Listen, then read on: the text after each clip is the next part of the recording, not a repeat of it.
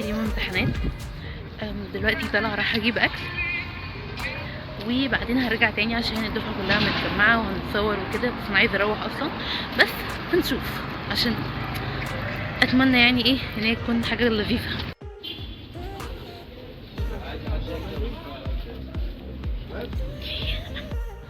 شايفين الشجر حلو ازاي؟ بصراحه بحبه جدا.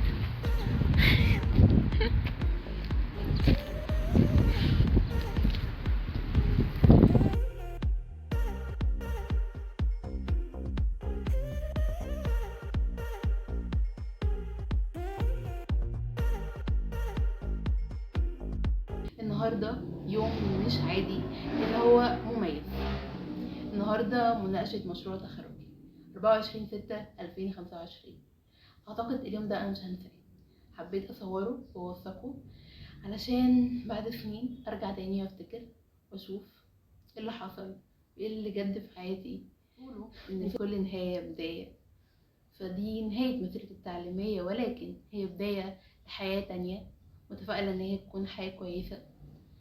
حبيت النهارده اشارك الفيديو ده معاكم عشان ارجع افتكر اللحظه. انت فاكر ان دي اصعب لحظه في حياتك وان اللي جاي هيكون وردي سعيد؟ لا، حابه اقول لك ان كل ده هيعدي، واصعب وقت هيعدي وهيجي الاصعب منه. تقولي ايه ده؟ طلع اللي فات ده مش صعب، وهيجي الحلو اللي هينسيك كل حاجه وحشه انت عشتها. عملت كوبايه شاي قبل اصلا ما اطلع اصور علشان اكون فايقه، وبعدين هنزل عشان انا مش هلبس هنا ولا هحط مكياج هنا.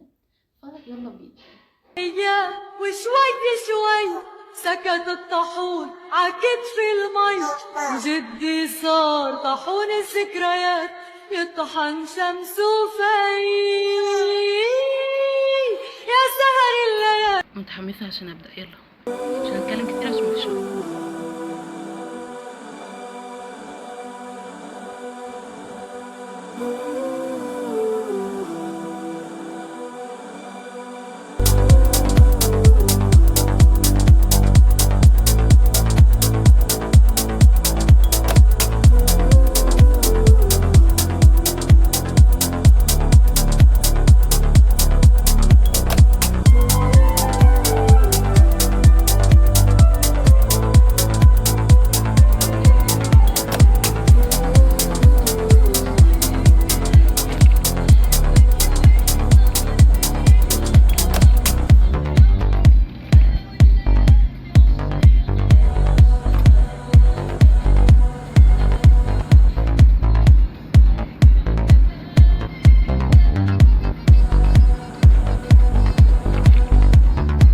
دلوقتي مستنيه التيم بتاعي عشان نبتدي نتحرك ونطلع فوق علشان نبتدي المناقشه.